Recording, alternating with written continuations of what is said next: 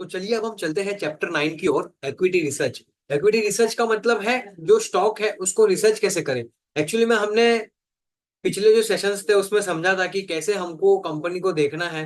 तो हमने कहीं ना कहीं थोड़ा बहुत जो रिसर्च है वो तो कर ही लिया है, लेकिन अभी ये स्लाइड्स जो है उसको एक्सप्लेन करना भी मेरा एक पार्ट है। तो इक्विटी रिसर्च एक्चुअली है क्या? Understanding the business through it's annual report. जैसे मैंने आपको बताया कि कोई भी कंपनी का फंडामेंटल चेक करना है तो आपको उसकी एनुअल रिपोर्ट्स को पढ़ना है। आपको उसकी एनुअल रिपोर्ट से आपको पता चलेगा कि वो बिजनेस क्या है।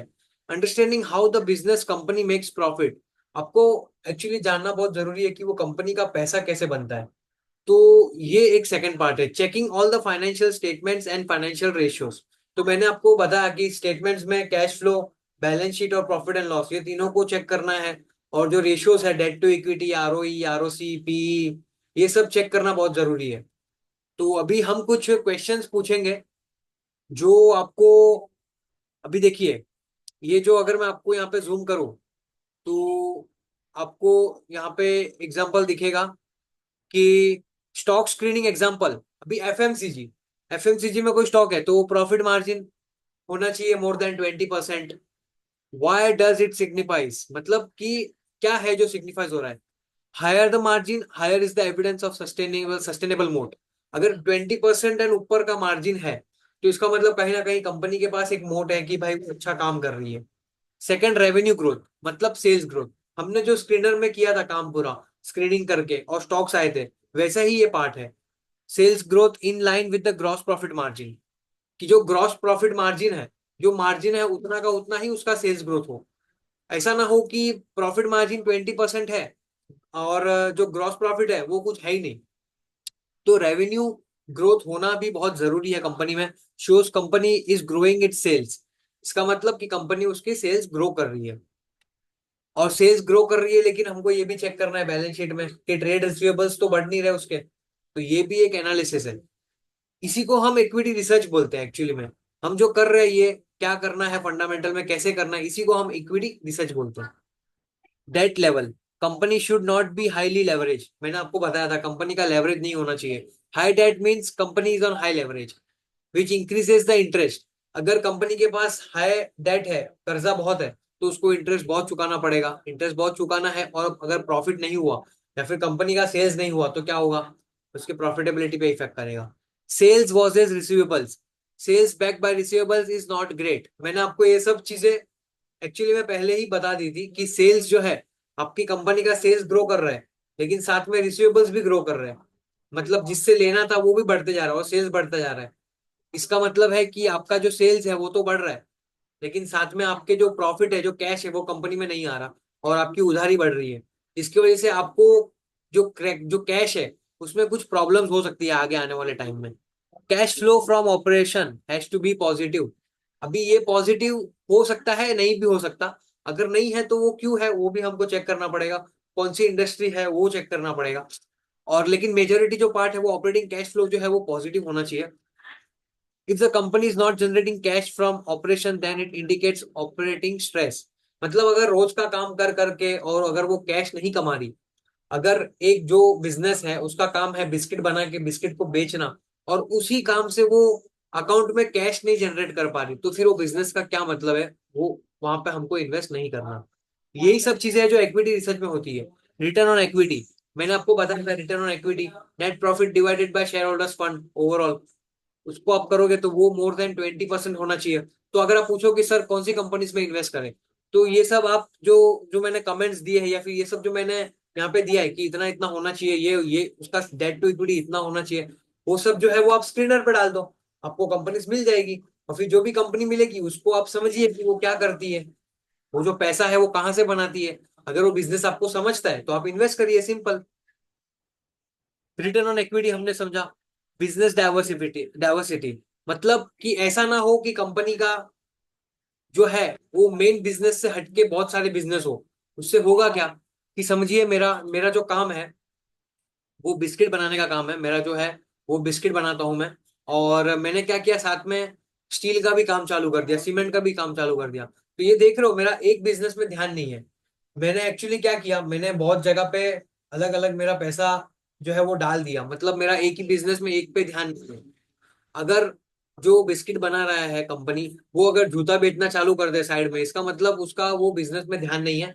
तो एक से ज्यादा बिजनेस ज्यादा होने नहीं चाहिए वो कंपनी के। तो वो हमको चेक करना है। Avoid companies that have multiple business interest. Stick to companies that operate in one और टू सेगमेंट। सब्सिडरीज। सब्सिडरीज मतलब उसी कंपनी की और कंपनियां। तो वैसी बहुत सारी कंपनियां नहीं होनी चाहिए।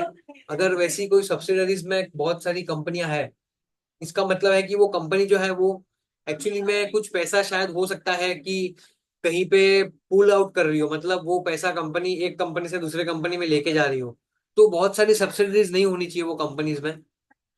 If there are too many subsidiaries then it could be sign of company moving money. बराबर। तो ये एक एग्जांपल था कि आपको इतनी सब चीजें जो चीजें हैं वो देखनी है। और यहाँ पे questions to ask to understand the business.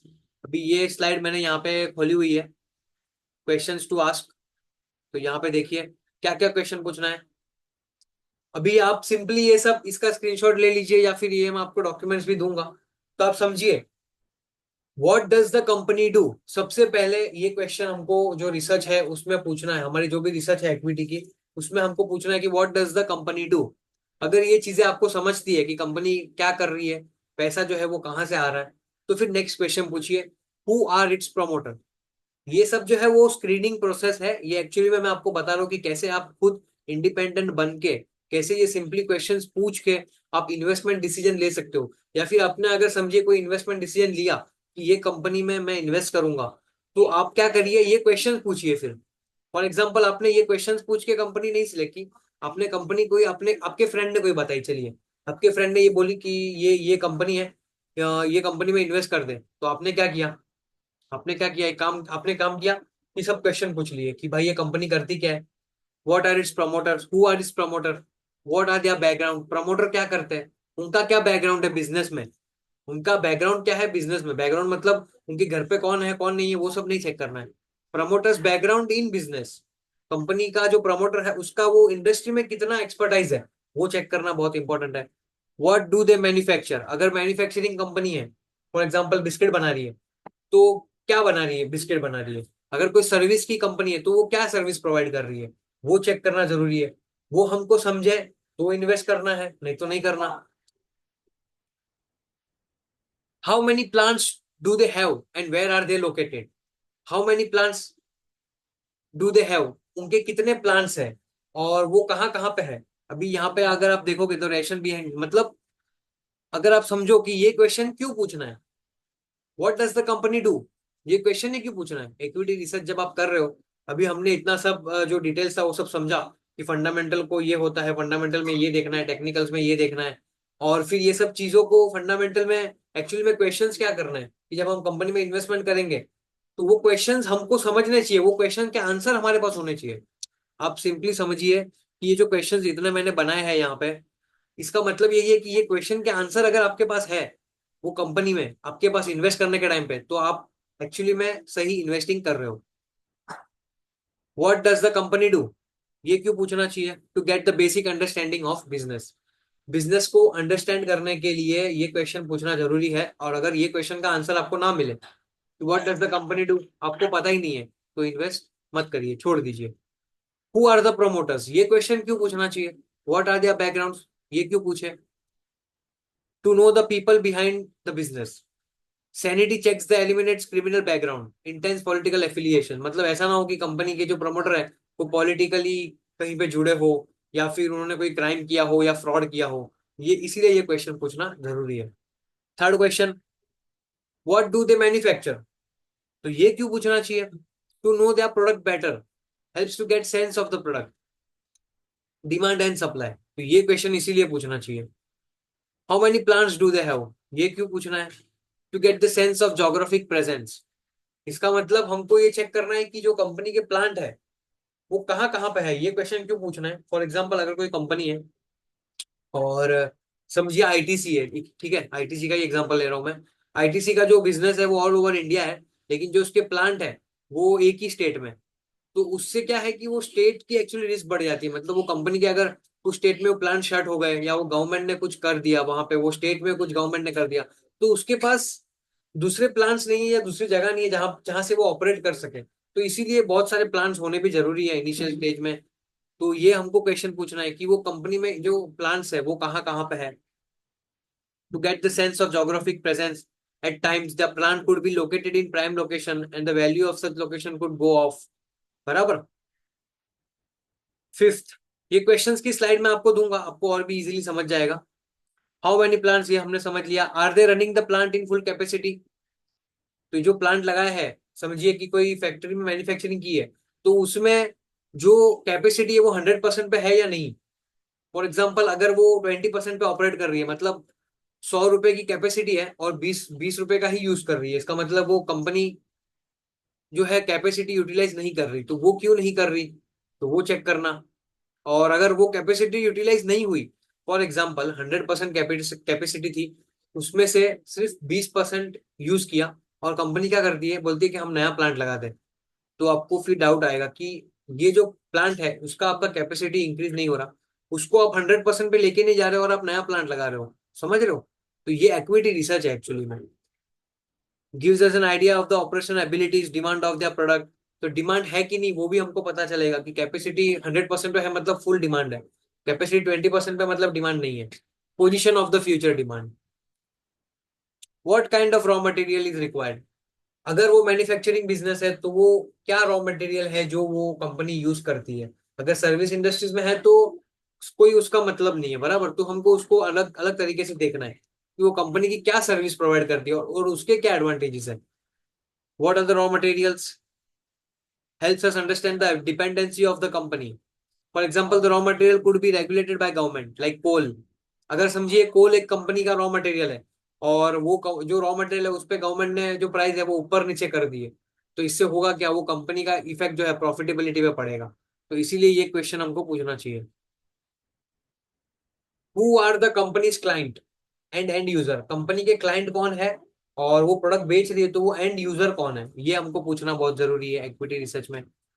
तो सेवेंथ है, by knowing the client base we get a sense of the sales cycle and effort required to sell the company's product. हमको उसकी सेल्स साइकिल पता चलती है actually, कि company के and users कौन है, क्लाइंट कौन है, तो उनके बिहेवियर क्या होंगे वो हमको चेक करने में इजी होगा। Next, who are their competitors, ये मैंने आपको बताया था कि कॉम्पिटिटर्स कौन है उसके, वो चेक करना भी जरूरी है। ऐसा ना हो कि कॉम्पिटिटर्स ऐसे हो कि उससे ही हार्ड हो या फिर उससे ही बहुत आगे हो। तो ये क्वेश्चन क्यों पूछना है। helps in knowing the competitors, too many competition company means margin pressure। बराबर। in such case the company has to do something innovative। अगर बहुत सारे कॉम्पिटिटर्स हो गए वो ही कंपनी में, तो क्या होगा, दूसरी कंपनी जो है वो जो प्रोडक्ट है वो सस्ते में बेच देगी। सस्ते में बेचेगी तो आपका प्रोडक्ट कोई लेगा नहीं, आपका प्रोडक्ट कोई लेगा नहीं, तो आपको भी फिर या तो कम करना पड़ेगा प्राइस। प्राइस कम किया तो आपकी प्रॉफिटेबिलिटी कम, प्रॉफिटेबिलिटी कम तो ईपीएस जो है अर्निंग पर शेयर कम, ईपीएस कम तो स्टॉक प्राइस नीचे। तो ये इसीलिए कॉम्पिटिटर्स समझना बहुत जरूरी है। कॉम्पिटिटर कौन है वो समझना जरूरी है। अगर वो कंपनी मोनोपोली है तो बहुत बड़ा एक एडवांटेज है वहां पे कि वो कंपनी मोनोपोली है। जो नेक्स्ट क्वेश्चन है वो है, who are the major shareholders of the company. ये क्वेश्चन क्यों पूछना है कि कंपनी में मेजर शेयर होल्डर्स कौन है। Beside the promoters and promoter group it helps to know who else the company owns shares. इससे is a highly successful investor hold the share. तो ऐसा तो नहीं है कि प्रमोटर के पास होल्डिंग तो है लेकिन पब्लिक में भी कोई होल्डिंग है नहीं इतनी, मतलब प्रमोटर के पास होल्डिंग भी नहीं है तो सब पब्लिक के पास होल्डिंग है, और पब्लिक में कोई इतना जो रेप्यूटेड इन्वेस्टर है वो नहीं है। तो ये सब हमको पता चलता है कि मेजोरिटी स्टेक जो स्टेक है वो किसके पास है। जैसे मैंने आपको एग्जांपल दिया था कि कंपनी में प्रमोटर का स्टेक होना बहुत जरूरी है। तो ऐसी कोई कंपनी मिले जिसमें प्रमोटर का स्टेक 10% है या 20% है, तो वैसी कंपनी में फिर हमको इन्वेस्टमेंट नहीं करने का, क्योंकि वहां पे एक्चुअली वो रिस्क है कि प्रमोटर का स्किन इन द गेम नहीं है, मतलब प्रमोटर का खुद के बिजनेस में ही ओनरशिप नहीं है। अगर आपका कोई बिजनेस है और उस बिजनेस में आपका कोई हिस्सेदारी नहीं है, तो आप फिर वो बिजनेस में इतना ज्यादा ध्यान नहीं दोगे या फिर काम नहीं करोगे। और प्रमोटर काम नहीं करेगा तो शेयर प्राइस जो है वो आज नहीं तो कल कभी बढ़ेगा ही नहीं। Do they plan to launch any new product, क्या वो कंपनी ने कोई नया प्रोडक्ट लॉन्च किया है या फिर करने वाला है। तो ये क्वेश्चन क्यों पूछना है। gives us a sense of how ambitious and innovative the company is, while at the same time a company is launching product outside their domain raises some concern। अभी समझिए 10th question, do the company launch the new product? अगर company नया नया product launch कर रही है तो इसका मतलब है कि कंपनी कुछ नया नया काम कर रही है, नया इनोवेशन कर रही है। उसी के साथ में उसका जो कॉम्पिटिटर है वो कुछ काम कर नहीं रहा या फिर वो इनोवेशन नहीं कर रहा, तो वैसी कंपनी को फिर हमको अवॉइड करना है। अभी एप्पल आप देखिए, आज के टाइम पे अगर आपको मैं एक एग्जांपल दूं तो एप्पल जो है या एनवीडिया जो है वो स्टॉक यूएस के स्टॉक्स है। और वो स्टॉक्स आज इतने बड़े बड़े कंपनी बन गई है, इतनी बड़ी मल्टी बैगर्स बन गई है। क्यों? क्योंकि वो कंपनी हर साल नया इनोवेशन करती है, हर साल कुछ नया लेके आती है। और जब तक कंपनी नया चीज लेके आएगी, नया इनोवेशन लेके आएगी उसके प्रोडक्ट में, तब तक वो उसके कॉम्पिटिटर से आगे रहेगी ये सब चीजों में। और अगर वो नया इनोवेशन नहीं लाएगी, नया प्रोडक्ट नहीं लाएगी, आर एंड डी नहीं करेगी, तो वो कंपनी का जो कॉम्पिटिटर है वो उसको पीछे छोड़ के चले जाएगा। Do they plan to expand to different countries? तो ये ऐसा है क्या कि वो कंपनी अलग अलग कंट्रीज में एक्सपांड करने वाली है? सेम रेशन से दबाओ कि भाई क्या होगा, उससे एक्सपांड करेगी तो ज्यादा एक्सपांशन करेगी तो हो सकता है कंपनी प्रॉफिट करे। वो कैसे पता चलेगा कि भाई कंपनी अलग अलग प्रोडक्ट, उसके जो प्रोडक्ट है उसकी अलग अलग कंट्रीज में डिमांड है। What is the revenue mix? Which product sells the most? अभी रेवेन्यू मिक्स क्या है? रेवेन्यू मिक्स मतलब सेल्स मिक्स, कि आपका प्रोडक्ट जो है, फॉर एग्जांपल आपकी कंपनी 1,000 रुपए का सेल्स कर रही है, तो उसमें से सेल्स जो है वो कहाँ से आ रहा है मेजरली, और वो कौन से प्रोडक्ट से आ रहा है। ऐसा तो है नहीं कि एक प्रोडक्ट है जो 100% आपका प्रोडक्ट वही प्रोडक्ट बिक रहा है, और वो प्रोडक्ट ही अगर बंद हो गया समझिए मार्केट में, या फिर वो प्रोडक्ट आपने कुछ इनोवेशन नहीं लाया और वो प्रोडक्ट इतना नहीं चला, तो आपका सेल्स मिक्स पूरा नीचे आ जाएगा। फॉर एग्जाम्पल एक प्रोडक्ट था जिससे आपकी कंपनी का 90% सेल्स इंक्रीज होता था, और वो प्रोडक्ट की डिमांड अभी बंद हो गई, तो क्या होगा? आपका जो प्रोडक्ट है उसकी डिमांड कम हुई, और क्योंकि वो 80% आपका बिजनेस वो एक प्रोडक्ट से आता था, आपका सेल्स नीचे। तो ये सेल्स मिक्स समझना बहुत जरूरी है कि कौन से प्रोडक्ट्स है उसके अंदर। Do they operate under a heavy regulatory environment? ऐसा तो है क्या, या फिर ऐसा तो नहीं कि कंपनी बहुत सारा गवर्नमेंट इंटरफेक्शन में इंटरफेक्ट, जहाँ पे गवर्नमेंट का हर एक महीने में गवर्नमेंट आके कुछ ना कुछ बोल देती है वो सेक्टर के बारे में, तो वो सेक्टर में आज नहीं तो कल कुछ ना कुछ डिसएडवांटेज होती ही है, क्योंकि गवर्नमेंट का इतना इंटरवेंशन होना नहीं चाहिए। ये सब एक्चुअली क्वेश्चन जब आप पूछोगे तो आपका दिमाग में आपकी कंपनी को लेके इतने सारे डाउट्स क्लियर हो जाएंगे कि आप खुद एक्चुअली में इन्वेस्ट कर पाओगे। या फिर आप खुद ने अगर कोई कंपनी सिलेक्ट की है तो आप ये सब क्वेश्चंस पूछ के उसके आंसर देके आप एक्चुअली में आपको एक अच्छा इन्वेस्टमेंट डिसीजन आप बना सकते हो। What is the revenue mix हमने चेक कर लिया। Do the company operate under the heavy regulatory? ये भी हमने समझा कि ऐसा तो नहीं है कि वो बिजनेस में गवर्नमेंट का हर एक महीने में, हर 2 महीने में कुछ ना कुछ एक नया प्लान आ रहा हो जिससे बिजनेस में एक्चुअली में कुछ जो है वो प्रॉब्लम्स क्रिएट हो रही हो। Who are the bankers and auditors? तो ये समझना जरूरी है। Good to know and the rule of possibilities of companies associated with agencies, कि भाई उसके बैंकर्स कौन है, कंपनी ने जो कंपनी से पैसा लिया है बैंकर्स, तो बैंकर कौन है? वो ऐसे बैंक्स तो नहीं है कि वो खुद फ्रॉड हो। ऑडिटर्स कौन है? कंपनी के जो ऑडिट करते हैं, कंपनीज के जो प्रोडक्ट्स होते हैं, जो कंपनी खुद को एनालाइज करते हैं ऑडिटर्स, तो ऑडिटर्स सही है या नहीं, वो कोई कोई फ्रॉड तो नहीं। अगर ऑडिटर फ्रॉड है तो वो हो सकता है कंपनी को मदद करे फ्रॉड करने में, तो वैसे ऑडिटर्स जब वो कंपनी में हो तो उससे हमको बचना है। How many employees do they have? Does the company have labour issue? Company में कितने लोग हैं, कितने लोग काम कर रहे हैं, और कुछ लेबर का प्रॉब्लम तो नहीं है वो कंपनी में, तो ये सब चेक करना भी जरूरी है। और अभी समझिए कि कोई एक आईटी बिजनेस है और उसमें लेबर्स है ही नहीं, तो ये एक रेड फ्लैग है कि आईटी का बिजनेस है और उसमें एम्प्लॉयज की रिक्वायरमेंट है फॉर एग्जांपल, और वहां पे है ही नहीं, तो ये हमको समझना जरूरी है। What are the entry barriers for new participants to enter the industry?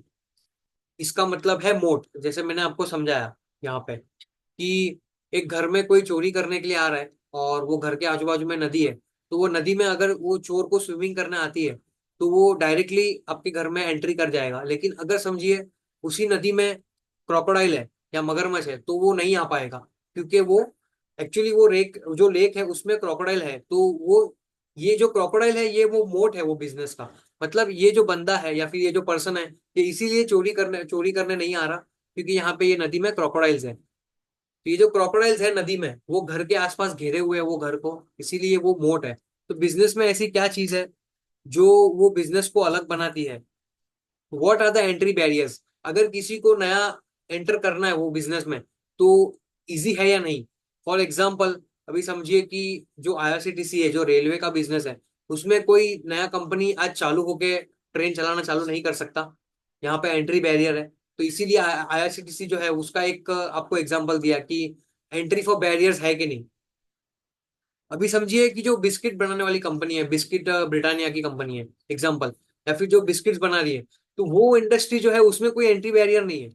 मतलब आज किसी को प्लांट चालू करना हो या नया कंपनी स्टेब्लिश करना हो तो वो इजीली कर पाएगी। लेकिन उसी के अपोजिट, अगर किसी को बहुत बड़ा स्टील का प्लांट डालना है, या फिर बहुत बड़ा एक जो ऐसा बिजनेस है जिसमें बहुत रेगुलेटर्स है, गवर्नमेंट के अप्रूवल्स लेने पड़ते हैं, तो वैसे बिजनेस को चालू करने के लिए एक टाइम लगता है। और फिर लोग क्या सोचते हैं कि हम ये फिर नहीं करेंगे। इसीलिए ये सब एंट्री बैरियर्स होने चाहिए आपकी कंपनी में। जब आप कंपनी में इन्वेस्टमेंट करो तो आपको ये सब चीजें पता होनी चाहिए कि मेरी कंपनी में एंट्री बैरियर्स क्या है, मेरा जो कंपनी का प्रॉफिट है वो कहाँ से निकल सकता है। मतलब अगर मेरी कंपनी का प्रॉफिट समझिए कल बंद हो गया आना, तो ऐसी क्या चीज है जिससे मेरी कंपनी का प्रॉफिट बंद होगा, वो सब चीजों को चेक करना। 17th question, is the company manufacturing products that can be easily replicated in a country with cheap labor? तो ये भी एक एग्जांपल है कि ऐसा कोई प्रोडक्ट तो नहीं है कि यही सेम प्रोडक्ट आपकी दूसरी कंट्री में बन जाए सस्ते में। तो ये भी हमको चेक करना जरूरी है। Does the company have too many subsidiaries? तो इसका मैंने आपको एग्जांपल जो प्रीवियस स्लाइड था उसमें दिया था कि कंपनी के बहुत सारी कंपनियां नहीं होनी चाहिए। एक कंपनी के अंदर अगर बहुत सारी स्लाइड्स है या फिर बहुत सारी कंपनियां हैं, तो कहीं ना कहीं ये इंडिकेट करती है कि वो कंपनी जो है, वो जो पैसा है कंपनी का वो पुल आउट करती हो सकता है वो छोटी छोटी कंपनियां बना के खुद की वो जो पैसा है वो बाहर निकालती हो और शेयर होल्डर्स को नहीं मिलता वो पैसा। तो ये सब क्वेश्चंस एक्चुअली पूछना जरूरी है एक इन्वेस्टर को। और ये एक्चुअली में इक्विटी रिसर्च था, और हम इसमें और भी डिटेल्स में अभी समझेंगे। लेकिन अगर किसी को कोई इन्वेस्टमेंट करना हो और आपने फाइनेंशियल्स देख लिए, आपने बैलेंस शीट देख ली, आपने सब देख लिया, और फिर आपको पता चला कि ये कंपनी चली है, अच्छी है, बहुत अच्छी है, फिर हमको ये सब क्वेश्चन पूछना है कि अच्छा ये सब क्वेश्चंस फुलफिल हो रहे या नहीं, उसके आंसर्स हमारे पास है या नहीं। तो ये सब क्वेश्चन पूछना बहुत जरूरी है। तो ये उसके क्वेश्चंस थे, ये उसके आंसर्स थे, और ये मैंने आपको समझा दिया, ये पूरा स्लाइड उसके क्वेश्चंस उसके आंसर। बिजनेस का टाइप, अभी ये जो पार्ट है ये भी उसी के अंदर का एक पार्ट है। फॉर एग्जाम्पल कौन से बिजनेस टाइप है, एक सेकंड, मेरी जो स्लाइड है वो थोड़ी, हाँ, बिजनेस टाइप्स। अभी जैसे हमने ये सब तो समझ लिया जो क्वेश्चंस थे, ये क्वेश्चंस को आप एक बार फिर गो थ्रू करना, और जब भी आप रिसर्च करो स्टॉक का इन्वेस्टमेंट करो तो ये सब स्टॉक, जब भी कोई कंपनी में इन्वेस्टमेंट करो तो ये सब क्वेश्चन एक बार पूछ लेना, और उसके आंसर्स क्या है वो आप लिख लेना, और फिर इन्वेस्टमेंट डिसीजन करना। तो आपको एक इन्वेस्टमेंट डिसीजन करने के लिए एक बेनिफिट मिलेगा। नेक्स्ट जो है वो बिजनेस के टाइप्स एंड पोर्टर्स 5 फोर्स। तो पोर्टर, माइकल पोर्टर करके एक अमेरिकन प्रोफेसर है, उन्होंने एक बिजनेस को कैसे एनालाइज करें उसके 5 फोर्सेस बताए। तो वो फोर्सेस भी एक्चुअली, अगर आप ये फोर्सेस भी नहीं याद करोगे, और अगर आप जो मैंने क्वेश्चंस दिए आपको, ये क्वेश्चंस ही इजीली अगर पूछ लोगे, तो ये आपका इन्वेस्टमेंट डिसीजन 80% आपका इन्वेस्टिंग का काम खत्म हो जाएगा। टाइप्स ऑफ बिजनेस मैंने आपको बताया। मैन्युफैक्चरिंग बिजनेस है, वो कंपनी कोई प्रोडक्ट मैन्युफैक्चर कर रही है। सर्विस कर रही है, मतलब सर्विसेज बेच रही है, वीजा सर्विस हो गई या कोई भी सर्विस हो गई, आईटी सर्विस हो गई। अभी बैंकिंग जो है, वो बैंकिंग क्या है, बैंकिंग कोई प्रोडक्ट नहीं है, बैंक कोई प्रोडक्ट नहीं बेच रही, बैंक सर्विस है ना, बैंकिंग सर्विस। ट्रेडिंग बिजनेस, मतलब ट्रेडिंग बिजनेस है क्या कि ये बिजनेस ऐसा है कि यहाँ से ले रही है और यहाँ पे बेच रही है, तो वो ट्रेडिंग बिजनेस हो गया। ई कॉमर्स, ऑनलाइन बिजनेस है क्या, types of business. Retail business, retail business है क्या, फ्रेंचाइजी बिजनेस। ये सब समझना बहुत जरूरी है। पोर्टस 5 फोर्स मॉडल, तो ये 5 फोर्स मॉडल क्या है, कॉम्पिटिटर्स रिवाइवलरी, मतलब इंडस्ट्रीज का कंपटीशन, वो इंडस्ट्री में कैसा कंपटीशन है वो सब हमको चेक करना है। थ्रेट ऑफ न्यू एंट्रेंस, आपके बिजनेस में कोई थ्रेट तो नहीं है नया एंट्रेंस का। ऐसा तो नहीं है कि आपका जो बिजनेस है वो इजीली कोई दूसरा स्टार्ट कर सकता है, और अगर स्टार्ट भी करे तो आपके बिजनेस में ऐसी क्या चीज है कि वो आपका बिजनेस का प्रॉफिट है वो श्रिंक नहीं होगा। फॉर एग्जाम्पल आप बिजनेस कर रहे हो और आप अच्छा प्रॉफिट कमा रहे हो, और आपने आपका जो प्रोडक्ट है वो कोई सेम प्रोडक्ट कोई दूसरी कंपनी स्टार्ट करती है बेचना, तो अभी बताइए आपकी प्रॉफिटेबिलिटी में कम इफेक्ट आएगा कि नहीं। अगर आपका प्रोडक्ट अच्छा नहीं होगा, या फिर आपका जो जो सेलिंग स्किल्स है, या फिर जो भी आपका प्रोडक्ट है वो अगर अच्छा नहीं हुआ, तो आपका जो प्रोडक्ट है वो सेम टू सेम कोई कॉम्पिटिटर कॉपी कर लेगा और आपके आपसे कम प्राइस में वो सेल कर देगा। Threat of new entrance. Threat of new entrance मतलब कोई नया कॉम्पिटिटर का डर, मतलब कोई नया कॉम्पिटिटर तो नहीं आ रहा। Bargaining power of supplier. Supplier की power.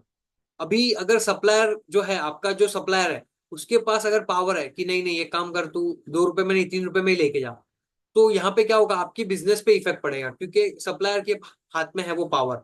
Bargaining power of buyer.